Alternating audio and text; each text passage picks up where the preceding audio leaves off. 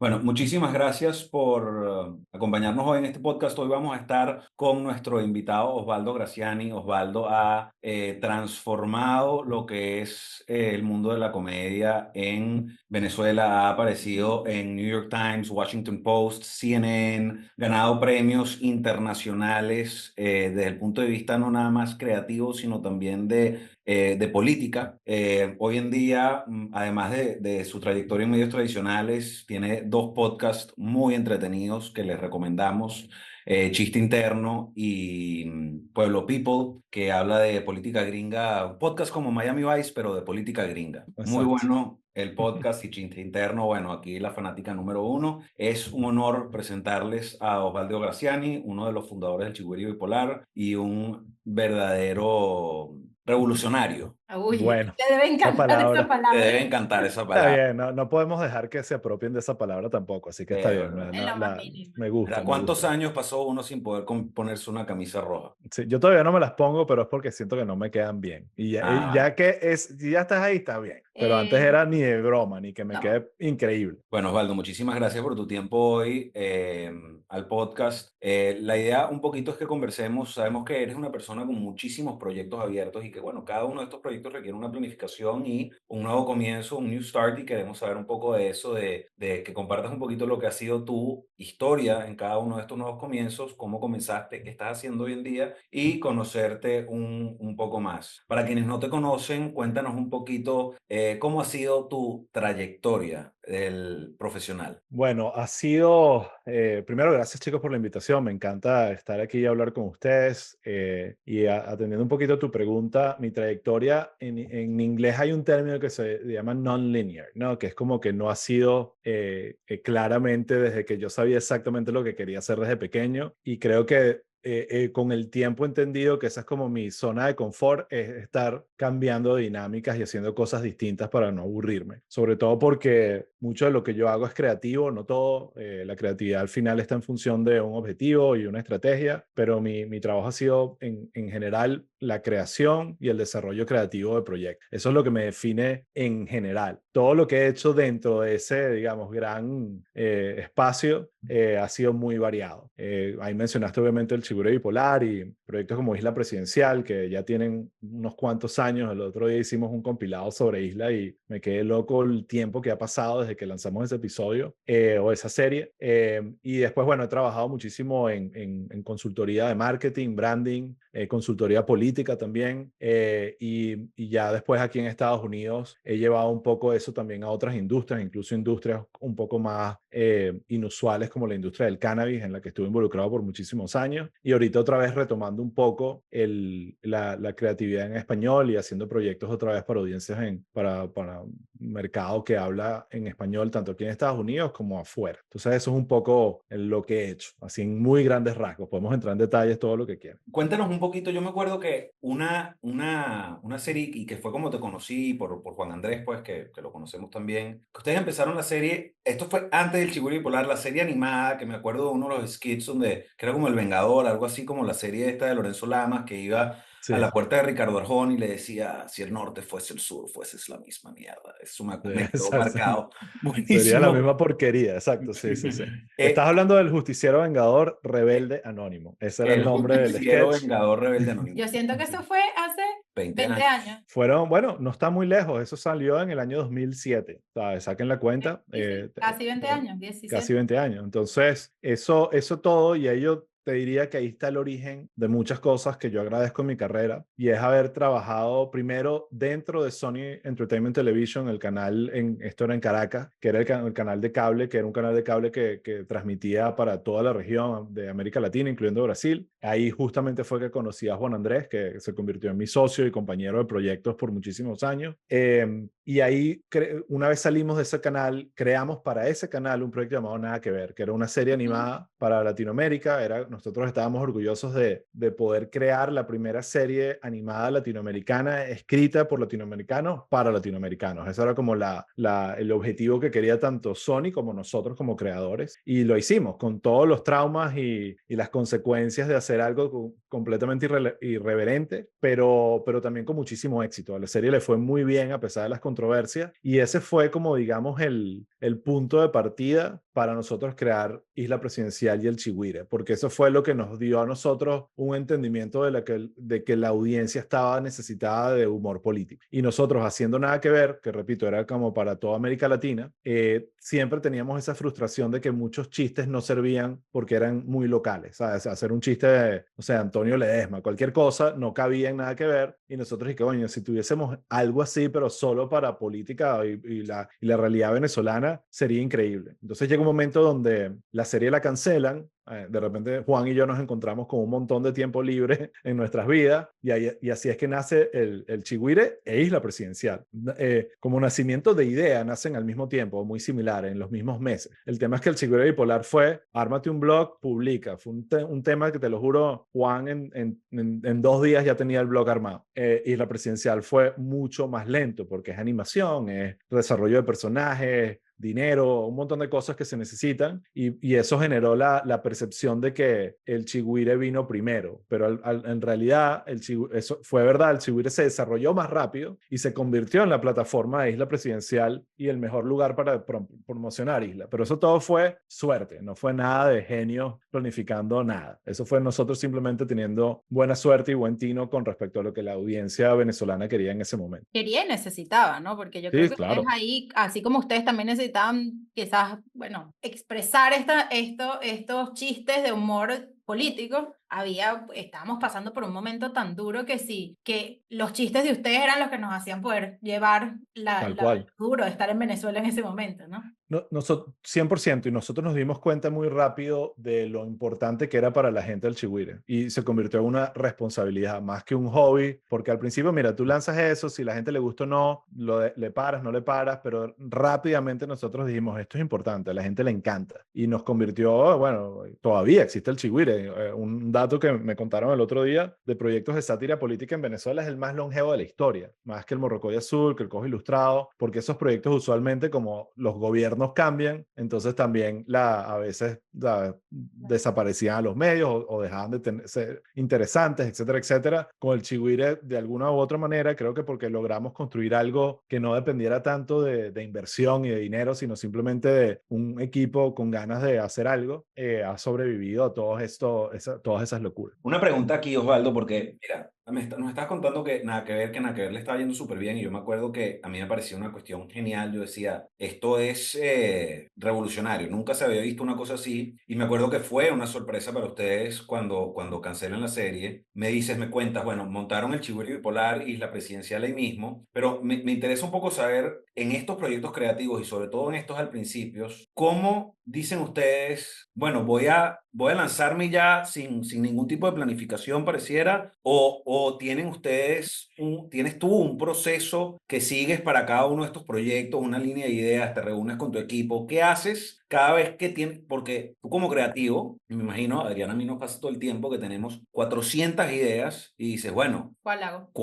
¿qué es lo que voy a ejecutar? Sí. ¿Cómo haces eso? Bueno, es difícil de como tener una ciencia alrededor, pero si tuviese que yo definir cómo hemos logrado nosotros en nuestros proyectos hacer eso, al final los proyectos creativos son en su mayoría, en su gran mayoría, son proyectos colectivos. Hay un grupo de gente, no es solo una persona pensando. En el caso de Plop era muy influenciado por lo que yo quería y lo que Juan Andrés quería. Entonces, la manera de nosotros decidir, ok, esto es lo que le vamos a meter el pecho, el corazón, era que hubiese una sintonía de que ambos nos gustara. Habían cosas que me gustaban solo a mí y Juan no estaba tan conectado, ese proyecto no iba a suceder. Y viceversa, algo que le gustaba mucho a él y que yo no estaba tan conectado, ese proyecto probablemente no iba a suceder. Entonces, buscar ese consenso hace que de alguna forma uno limpie un poco las opciones y diga, esto es. La otra, que es la más complicada, es realmente te tienes que creer 100% que va a funcionar y tienes que visualizar cómo va a funcionar. Eso no quiere decir primero que vaya a funcionar.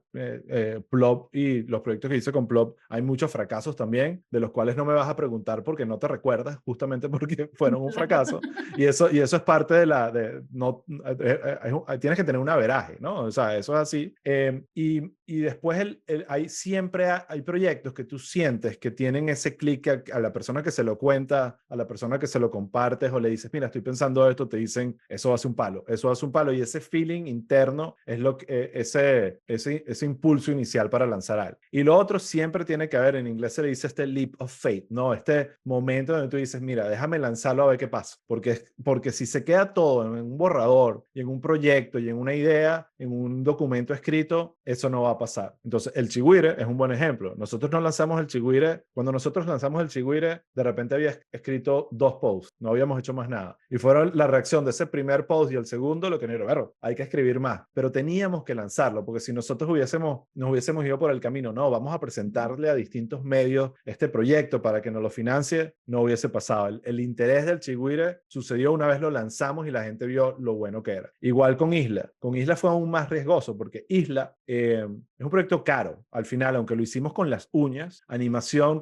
usualmente trae muchísimos costos y muchísimo tiempo y muchísima dedicación. Entonces es un proyecto que en general es costoso. Entonces, nosotros solo pudimos levantar el dinero para hacer un episodio de 5 minutos, que ese es el primer piloto que vieron de Isla Presidencial, donde Evo le da respiración Chávez le da respiración boca a boca a Evo. Y nosotros teníamos ese episodio y empezamos como a tratar de venderlo a los canales. Nosotros, porque ya habíamos hecho nada que ver, se nos había creado la idea de que seguro hay un canal que también quiere meterse en problemas y que le cancelen la serie. Vamos a seguir buscando. Y empezamos a buscar y nada, y en un momento yo me acuerdo de hablar con Juan Andrés y tomamos la decisión de, vamos a lanzarlo, vamos a ver qué pasa. Pero es que no hay un segundo episodio. Bueno, no hay. Y ya, pues de repente fue uno solo y quedó ahí. Bueno, yo diría, sinceramente, que ese primer episodio de Isla probablemente fue el que me ayudó a que yo me sacara la Green Card, ¿sabes? Porque ahí salió New York Times, CNN, es toda la explosión de media que generó ese primer episodio. Automáticamente activó el financiamiento, levantaron la mano quien quería ayudar para hacer el segundo, el tercero, el cuarto, el quinto, el sexto, después que llegara Google y comprar la segunda temporada y la tercera. Entonces, siempre tienes que tomar un riesgo. Es un tema de suerte, oportunidad, riesgo y visualizar que va a funcionar, pero prepararte a que posiblemente no. Y esa es la realidad del mundo del entretenimiento, donde en el mejor de los casos. El peor de los casos, nada funciona. Se funciona. trata todo sobre ese primer leap of faith, que sin eso Sí. no hay nada. Sin eso no hay nada. O sea, yo no recuerdo, ojo, ya una vez con la reputación que te ganes los éxitos comprobables, se te abren proyectos sin necesidad de ese leap of faith. Un perfecto ejemplo es cuando Juan y yo migramos a Estados Unidos, empezamos a reunirnos con Univision porque nosotros queríamos hacer una especie de daily show que terminamos haciendo y fue traumático, pero queríamos hacer como un daily show en Univision en español. Y en esas reuniones, Isaac Lee, que era el gerente general de Univision, se entera que nosotros éramos los de Isla. Y básicamente para la reunión y dice, yo lo que quiero es que me hagan otro Isla. Pero no, eso ya es o sea, eso tiene otros dueños. Bueno, invéntense un concepto similar y así es que hicimos Heads of Space en 2016, que es una serie animada con los candidatos presidenciales y tal. La hicimos en inglés y no le fue tan bien por errores estratégicos de Univision, que lo puso en una plataforma en español cuando era un proyecto para el mercado americano. Pero sí fue, el leap of faith en este caso fue de Isaac Lee, que dijo, aquí tienen su proyecto, hagan su cuestión, ya yo sé que ustedes saben hacer cosas buenas como Isla Presidencial. Pero al principio, sin duda, o sea, nadie te va a comprar algo en papel si tú no tienes una reputación para demostrar que lo puedes lograr. O sea, si nos vamos y quizás yendo un poquito al sentido de lo que como podcast queremos hablando de New Starts y nuevos comienzos, ¿tú dirías que tu leap of faith más grande que tuviste fue Isla Presidencial entonces? Una combinación, yo creo que nada que ver, yo creo que ese, aunque fue un proyecto más corto y menos, o sea, sí implicaba, yo tenía ahí, les cuento, he hecho un poco el cuento, yo estaba con Juan Andrés en el departamento de promociones de Sony Entertainment, que era el sueño de cualquier creativo tipo perfil mío de Juan Andrés, ese era el lugar donde todo el mundo quería estar. Y nosotros teníamos la suerte y nos habían dado éramos los dos como creativos con más, digamos, libertad creativa para hacer proyectos y gastar dinero en locuras que ahorita yo las recuerdo y digo, no puedo creer que me dejaron hacer esa sensación de que qué increíble todo lo que pude hacer en ese canal. Entonces, cuando sale el proyecto de Nada que Ver y la oportunidad de hacerlo, el gerente general de Sony, Jesús Torres, nos dice que tenemos que renunciar. Y yo me acuerdo en ese momento mi jefa, Ingrid Ruiz, que la tengo un aprecio increíble, me sentó y me dijo, piénsalo bien, Oz, tú tienes una carrera aquí, tú estás creciendo muy rápido, rápido, tú puedes ser aquí rápido director, gerente, y bueno, una corporación como Sony, eso suena muy atractivo, pero por otro lado yo estaba como que no, ¿qué es lo que quiero hacer yo? Bueno, le preguntas a los Osvaldo de 26 años, 100% no, quiero estar en la corporación, quiero hacer una serie animada y hacer una loquera. Y fue una decisión de renunciar a un cheque, renunciar a un 15 y último, como se dice, a la estabilidad, a una carrera que estaba en buen camino por una cuestión muy, muy, muy riesgosa. Entonces yo creo que ahí fue el leap of faith, del cual es la mejor decisión que he tomado en mi vida. Entonces es una combinación.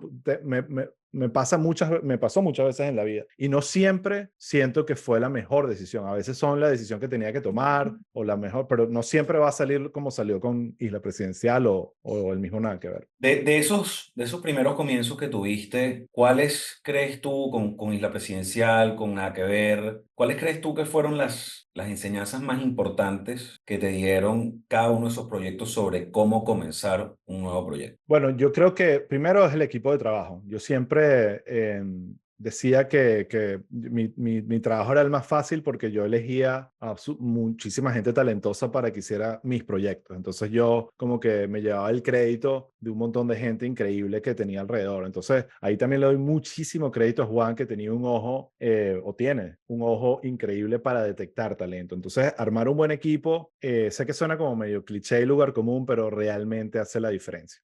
Un equipo que tú sientas con el que puedas ejecutar. Pongo el ejemplo de Nada que Ver o de Isla Presidencial, que trabajamos con Para Rayos, que es una agencia de audio, pero que todo lo que hacen es oro, y trajimos a Emilio Lovera para que hiciera las voces. Entonces era casi que una cátedra de humor adicional al trabajo que nos daba. Entonces el poder haber tenido un equipo sólido. Y lo otro, que es algo que el otro día hablaba con el equipo nuevo de trabajo, que estoy haciendo unos proyectos, yo le estaba tratando de Ah, explicar. bueno, pero nos cuentas de esos proyectos ahorita. Sí. Sí, claro, sí, hay unos Queremos proyectos bien saber todo. interesantes en los que estoy metido. Yo les estaba tratando de definir el rol de un director creativo, porque existe esta percepción que el director creativo es el rol de esa persona es tener las mejores ideas, ¿sabes? Como que yo soy el director creativo, las ideas son mías y yo los dirijo a ustedes en cómo ejecutarlas. Y eso es una visión errada del concepto de un director creativo. El rol de un director creativo es detectar la mejor idea, independientemente si es de él o no. Y cuando en la creatividad hay mucho ego, hay mucho de pensar, mi idea es mejor, es normal, nos pasa a todos, yo quiero figurar. Entonces ahí es donde el rol del director creativo tiene aún más valor, porque es romper con el ruido y decir, no, es la idea de a veces este pasante que acaba de decir esto, vámonos por ese camino, y ahí es realmente donde está el valor, no solo de elegir, sino convencer al resto del equipo que ese es el camino a seguir, y ahí todo el mundo cegado a tratar de hacer la mejor idea posible con esa idea. Entonces eso es algo que he aprendido muchísimo en el camino, y que cada vez lo tengo más claro y me funciona más a la hora de explicarles a cada equipo de trabajo con el que trabajo cuál es mi rol acá. Porque a veces pasa mucho que, pásenme una idea, y que no. O sea, yo sí, o sea, créeme, yo voy a participar en la creación y a veces van a ser mis ideas, pero no esperes que el director creativo es el que te va a estar lanzando las ideas. Es el que te le va a decir cuál es la idea que va a funcionar. Y eso ha sido clave. Vamos a hacer un break para un juego que son solo preguntas de sí o no. Solo puedes responder sí o no. Ok. Las personas que escuchan podcast son más inteligentes. No. La Isla Presidencial fue la mejor serie animada venezolana. Sí. Claro. Sí. Tampoco es que hay mucha competencia, ¿no? Pero sí. Pero sí.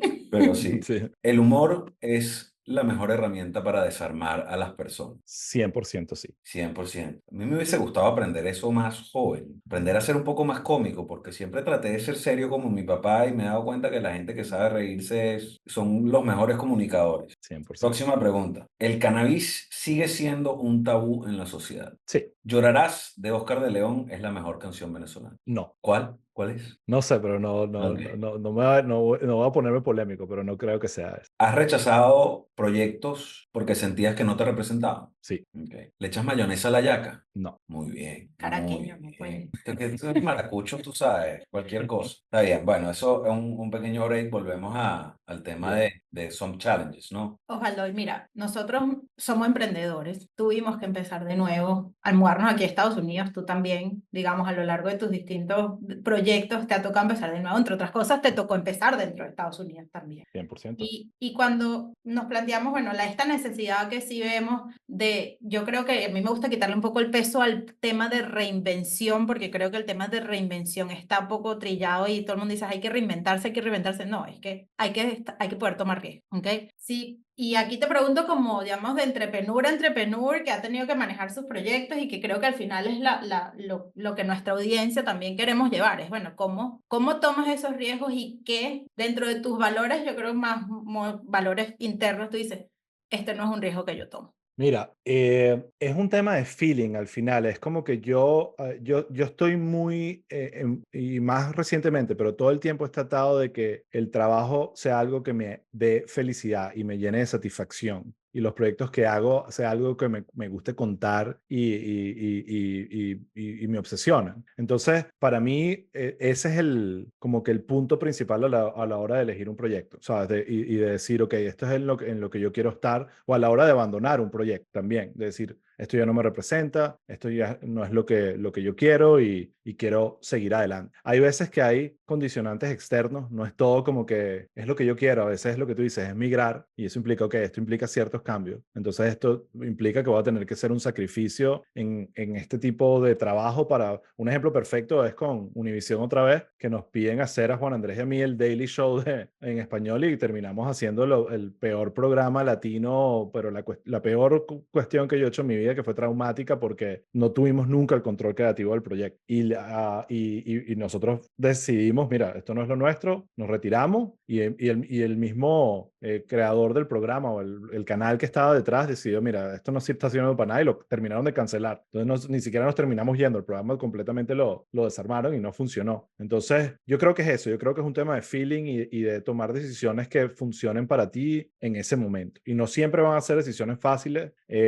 Yo me acuerdo de un momento estando aquí en Estados Unidos cuando yo decido separarme de Juan de la sociedad y decir, mira, quiero hacer otras cosas. Fue una crisis personal de identidad, de sentir que ya, o sea, estaba trabajando tanto para cosas en Venezuela, viviendo en Miami, que yo me sentía como una especie de impostor. Yo sentía que, ya, porque yo estoy hablando aquí de un post del Chigüire, de un tema en Maracay, cuando yo no sé ni siquiera cuánto está el dólar ahorita. ¿Sabes? La distancia a veces genera esa desconexión. Y yo dije, no quiero ser, esa fue mi decisión, no quiero ser el venezolano que migró físicamente, pero su cabeza se quedó en el tema ya. Yo quiero integrarme a esta sociedad, yo quiero trabajar con gringos, yo quiero realmente entender a dónde yo acabo de llegar y por eso fue que tomé una decisión en función a una oportunidad que me aparece enfrente de decir, ok, déjame explorar esta industria del cannabis que está increíble, me están dando un cargo brutal y hay algo que a mí me encanta. Si tú me quieres enamorar con un proyecto, es empezarlo. Sabes, como que mira,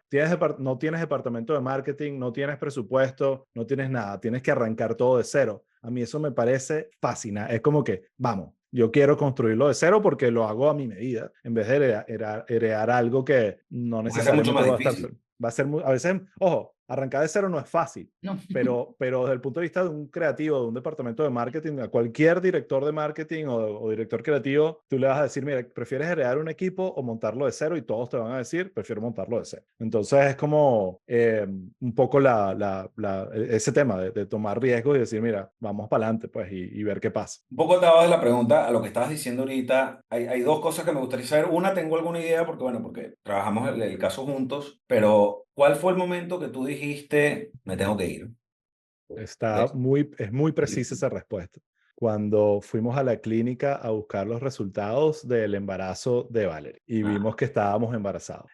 Fue como una decisión. Yo sé que a mucha gente le parece esto controversial porque, no, que vas a tener hijos afuera y tal. No, esa no era la intención y yo iba con mi plan claro, gracias a ustedes, de sacar mis papeles como son. Pero era como que mi sensación en ese momento es, yo no quiero que mi hijo crezca en un país con la crisis social y política en la que estaba Venezuela en ese momento y en la que me atrevería a decir que continúa y fue una decisión muy clara. Ya nosotros teníamos rato preparándonos, ahorrando, viniendo de trabajo a Miami, buscando alternativas. En la misma compañía yo estaba hablando con el equipo, con Carlos, Juan, Jesús. Chicos, vamos a abrir una oficina en Miami, yo voy primero, después vienen ustedes. Había como un plan, pero el detonante fue el día que dijimos, ok, estamos embarazados y nos tenemos que ir. Y la segunda parte de esa pregunta es atado a lo que dijiste ahorita de yo quiero integrarme en esta sociedad, todo esto. Una vez que uno llega, yo creo que mucha gente y muchos de nuestros clientes piensan que van a llegar y va a ser lo mismo que tenían en otro lado. Digamos, yo tenía una posición de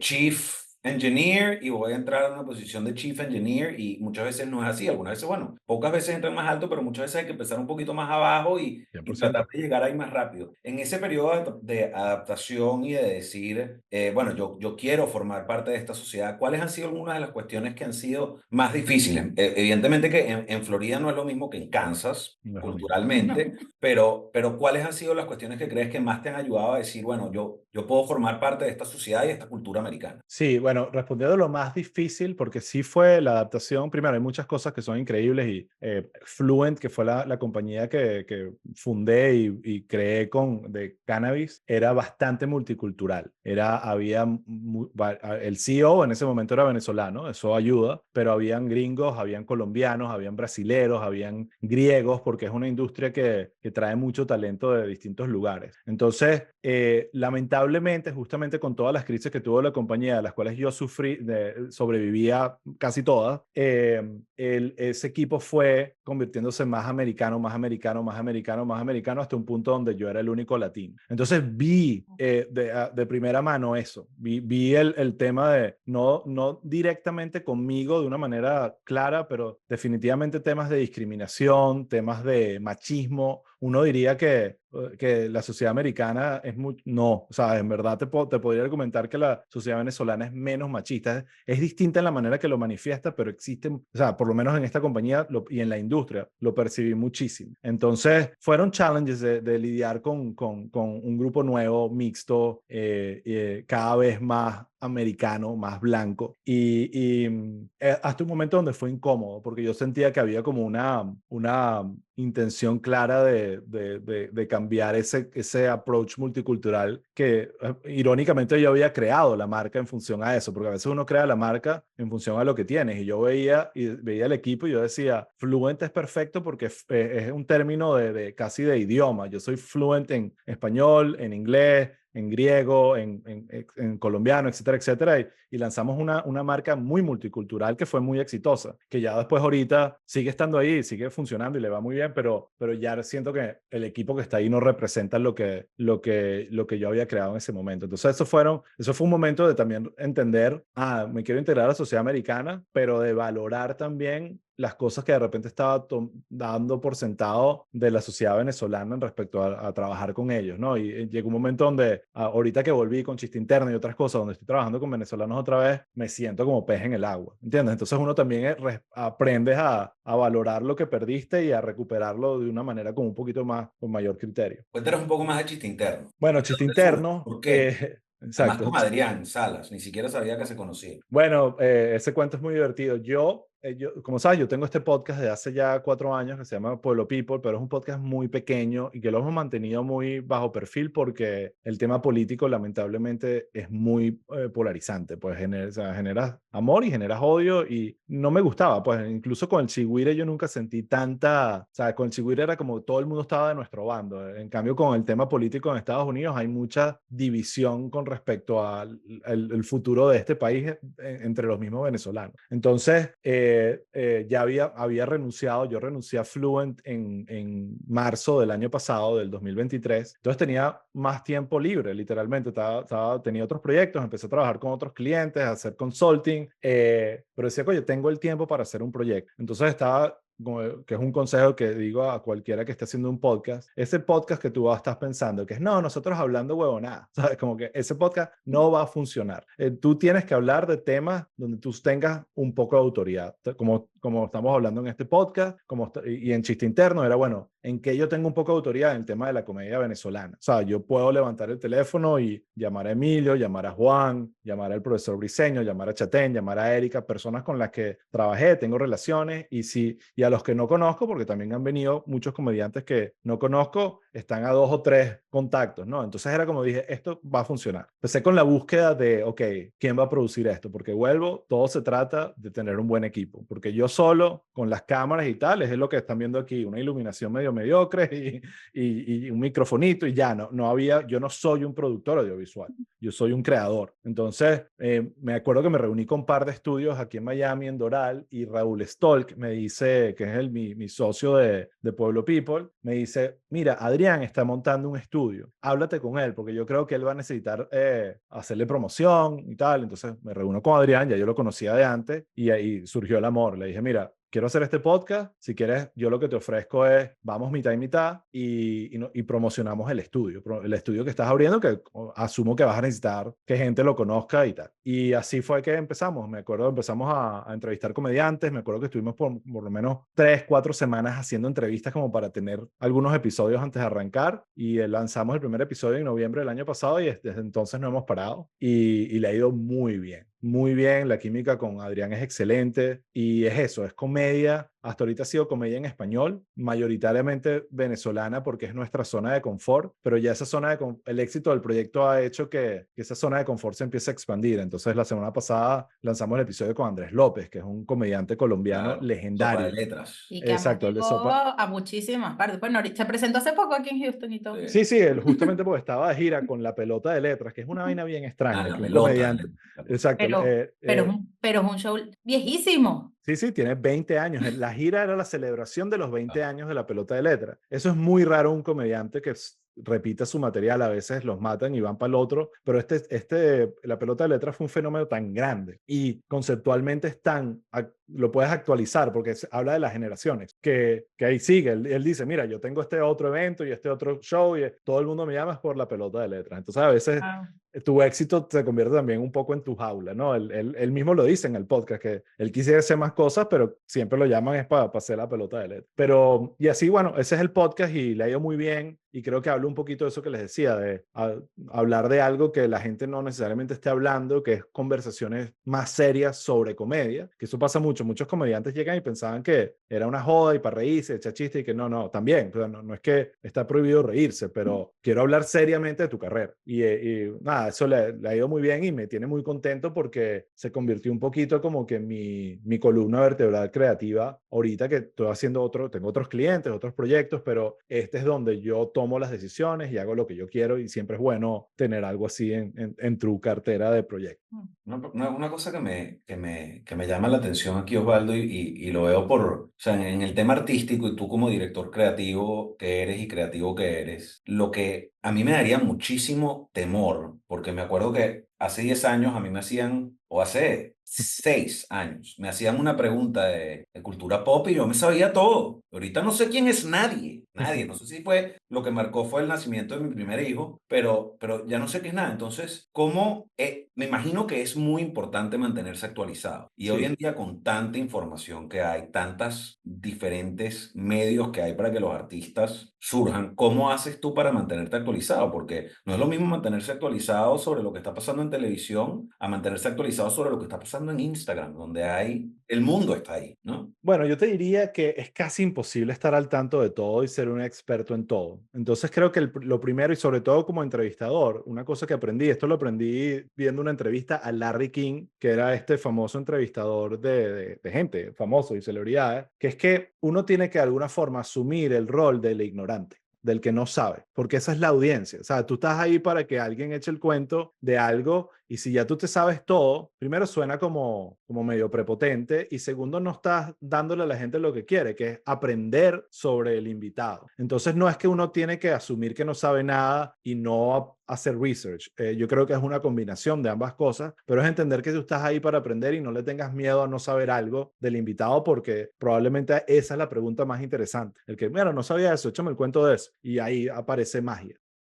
la otra parte, porque yo sí tengo yo le tengo mucho miedo a simplemente no tener nada de qué preguntar, más que no saber del invitado, por ejemplo, es no tener que preguntarle, quedarme como en seco, así como que ¿qué le pregunto ahora? Entonces lo que yo hago con Chiste Interno es mucho research y no lo hago yo solo, lo hago con mi equipo, con Caterina, con Pedro, que son los que me ayudan. Ok, mira, vamos a entrevistar, por ejemplo, a Andrés López, y esa información yo la sé en el mejor de los casos semanas antes, en el peor de los casos 2 o 3 días antes de la entrevista. Y eso es suficiente tiempo para que estos chamos se metan en internet, averigüen todo, monten todo, lo estructuren, y yo no es que tengo la carpeta ahí con todas las preguntas, pero leer eso la noche anterior, ver un par de podcasts también a veces yo escucho podcasts de donde están los invitados que yo voy a tener, no solo para saber qué le quiero preguntar, sino qué no le quiero preguntar, porque ya se lo preguntaron ahí y la respuesta fue increíble. Entonces, ¿para qué yo quiero?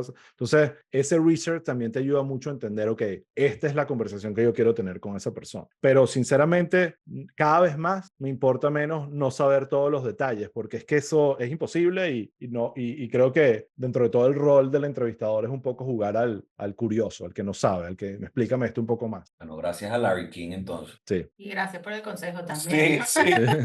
Sabes que, bueno, yo te estoy conociendo hoy, trabajaste con nosotros hace muchos años, pero creo que nunca en persona, más que verte copiado en emails, ¿no? Exacto, eso es lo que me acuerdo. Exacto. Entonces, bueno, soy una persona un poco que hace bastante introspección y mientras vas hablando y vas diciendo, mira, tomar ese salto, hacer ese salto, analizar y voy como procesando, ok, ¿qué puedo aprender yo de ti? Porque al final yo creo que ese es mi objetivo, yo aprender y bueno, si yo aprendo Claro. significa que el resto está aprendiendo, ¿no? Paréntesis, ese es el objetivo del podcast en verdad. Lo que queremos Claro. es tratar de aprender de nuestros Bueno, invitados. pero es que Muy bien. este es el objetivo de nosotros, que se triplica en que, bueno, en quien quiera aprender de lo mismo, aquí está el contenido. Yéndome un poco quizás a la relación que decías, bueno, ahorita otra vez, quizás en mucho tiempo estás haciendo una conexión con tu venezolanidad creativa, pero es mucho más serio que tu creatividad que venía, como la explorabas antes, ¿no? Entonces, yo veo también hasta un proceso de madurez en tu mismo proceso de creación, y me impresiona porque digo, mira, o sea, una persona que tiene tantos años dentro de la parte creativa, o sea, estamos hablando, si es la presidencial y todo esto fue 2007, o sea, Sí. casi 20 años de procesos donde esas decisiones te han llevado a llegar a un punto de madurez y decir, mira, esto es un nicho que no se ha explotado, porque si bien hay miles de podcasts de humor, y de humor llamémoslo si nos vamos a lo venezolano, Sí, sí, claro. no hay una historia atrás, es una historia de, bueno, vamos a echarnos cuentos y vamos a reírnos juntos y buscar cómo quizás alivianar el estrés de las otras personas. Y quizás mi mensaje aquí como que es admirable ver cómo tu crecimiento ha sido también hasta Gracias. Y lo aprecio porque en verdad ha sido relativamente consciente. Y es un debate que incluso pongo el ejemplo del chigüire, porque aquí estamos en confianza. Yo siempre decía, mira, yo amo el chigüire, pero no quiero que la gente me identifique con el chigüire como lo único que hice. O sea, porque un chamo de 26, 27 años, el chigüire está fino, pero un un adulto contemporáneo de 45, como soy ahorita, no necesariamente es lo que me quiero identificar. Entonces yo uso mucho las analogías de la música, de la industria musical, que pasa mucho con las bandas musicales, los artistas musicales, que hay artistas que no saben, digamos, madurar, o el éxito es tan enfocado en una época que lo que hacen es repetir esa nostalgia de esa época, y a medida que van envejeciendo se ve un poco más patético, sinceramente. Y hay otros que todo lo contrario, que es como que envejecen y van cambiando y reinventándose para que funcione su música en cada etapa de su vida. Entonces yo soy así, yo soy el que quiere que mis proyectos estén conectados con el momento en la vida en la que estoy y no haciendo ningún tipo de nostalgia. Pasó hace poco, tenemos una campaña de gente diciéndonos que vuelve a Isla Presidencial, porque sacamos un clip de como que entrevistando a Juan y a Emilio Lovera y a mí y a Helio sobre la cuestión, y la gente empezó que vuelva, que vuelva. Ellos no tienen idea. Cuando yo hablo con Juan es como que no, ya eso pasó, ya hicimos. Yo entiendo la necesidad y me encantaría que de repente que alguien más lo hiciera, pero yo ya no estoy ahí. Entonces eso es importante, por lo menos con los músicos. Yo pongo el ejemplo, y ojo, respetable la banda, pero que ahorita está muy de moda otra vez, Blink-182. ¿Sabes cuál es esta banda? Como de sí. punk. Tú los ves todavía y brutal sus canciones, pero tú dices, estos chamos no deben estar muy felices vistiéndose como unos adolescentes con la gorrita de lado, Con los ponquetos tratar porque bueno, su audiencia, que también son unos cuarentones ya, treintones, también están en esa nota. Entonces, yo veo eso y digo, yo no quiero ser eso. Yo veo a un personaje que en paz descanse, como David Bowie, que el tipo cada disco que sacaba era una vaina Era un tipo impresionante. nuevo. Y un tipo nuevo y reinventado y con un estilo y una clase hasta el último día de su vida. Yo digo, quiero ser más como David Bowie. Obviamente estoy aquí proyectando algo No, pero refleja lejísimo, esa imagen pero que yo creo que es empezar de nuevo. Y por eso o sea, de ahí viene mi pensamiento, de donde tú sí. sí estás empezando de nuevo en cada proyecto. No es una réplica de, ok, déjame seguir haciendo lo mismo, pero quizás ahora nada más contenido americano, digamos, y la presidencial americana. Es un avance constante. Consumo mucha comedia, me gusta la comedia de infantil, muchos especiales, ¿sabes? Como que no es que descarto que voy a seguir haciendo comedia, yo creo que eso definitivamente está en el horizonte, pero va a ser una comedia que el Osvaldo de 45 años va a estar orgulloso de hacer, y no solo va a estar haciéndolo porque en otra época funcionó, es eso. Que adaptarse a los tiempos, ¿sabes? Que me acuerda muchísimo de esto que me estás diciendo ahorita. Yo me acuerdo que 16, 17 años yo quería ser guitarrista y músico. Y mi papá, que siempre ha sido un tipo súper serio, me decía, Diego, ¿y tú qué? ¿Tú vas a estar a los 50 años vistiéndote de cuero, con los pelos largos? Mira esa gente, qué raro. Yo le digo, papá, ellos son felices, claro que sí, no importa, eso es que son así. Y ahorita, hoy en día, que tengo casi 40 años, veo a esta gente, a Blink-182, vistiéndose como si tuviesen 13 años y digo, oye, No, no quiero eso. Quiero el cheque, pero no, Sí. El cheque sí. el Que cheque sí. probablemente, bueno, parte de la razón que se sigan vistiendo así, Obvio, que no, obvio, que obvio. nadie va a Por ser eso no se gratis. puede criticar. No, no, Estoy no. seguro que yo en la posición de ellos está probablemente también, y que gorrita para acá, $1.000.000, dale, perfecto. Pero obviamente uno, en la capacidad que tengas de tomar esas decisiones, es mejor tratar de estar al día contigo mismo. Es un tema de eso y ya. Es así. Bueno, para cerrar un poco la conversación, Osvaldo, cuéntanos, ¿qué acciones recomendarías tú para alguien que busca internacionalizar su carrera en tu campo? Wow, es muy loco lo que voy a decir porque va a sonar contraintuitivo, pero no pierdas tu sabor local. Y me ha pasado muchísimo ahorita, que estoy trabajando en comedia, y he analizado algunos casos, haciendo entrevistas a comediantes tanto venezolanos y de otros países, con el tema de comedia específicamente, de que hubo una primera ola de comediantes que fueron a México, venezolanos que se fueron a México. Ahí están muchísimos que ustedes conocen probablemente, y que empezaron a tratar de entrarle al mercado mexicano. Entonces, ¿qué hicieron para entrar al mercado mexicano? Se tomaron una clase de acento neutro para que pudiesen tener mejor dicción, no mandibulear, ¿sabes? Todas las cosas que los venezolanos a veces hacemos. No todos, pero tratar de hablar algo que se entienda un poco más. Entra todos estos grupos y los cuentos que uno escuchaba, no voy a entrar en detalles, era no funcionó, no conecté, me fue horrible. Y estoy hablando de comediantes que se montan una tarima frente a venezolanos y es standing ovation. Y, ¿sabes? Entonces, hay un caso, y ese sí lo voy a nombrar porque creo que vale la pena, más el mejor episodio, no el mejor, bueno, puede ser uno de los mejores, pero el primer episodio de Chiste Interno es con una comediante venezolana llamada Poli Díaz. Y ella decidió ignorar esos consejos y ser ella. Y ya. Poli Díaz actualmente es la única, no voy a decir la única, pero una de las pocas comediantes venezolanas que llena una sala de mexicanos. Y eso te habla de que la comedia es el mejor ejemplo, pero eso creo que aplica en todo. La autenticidad y que tú seas tú mismo te lleva mucho más lejos que el tratar de adaptarte para que te entiendan y te acepten. A veces incluso cuando estás tratando demasiado de adaptarte y de pertenecer, generas una energía que activa el rechazo de los demás porque están viendo que estás tratando demasiado de hacer. Entonces yo creo que eso se puede aplicar a cualquier carrera, a cualquier parte de la vida, y por más allá de que suene contraintuitivo. No es que vas a llegar a tu nueva oficina gringa bailando la burriquita, no, Pero quizás, pues.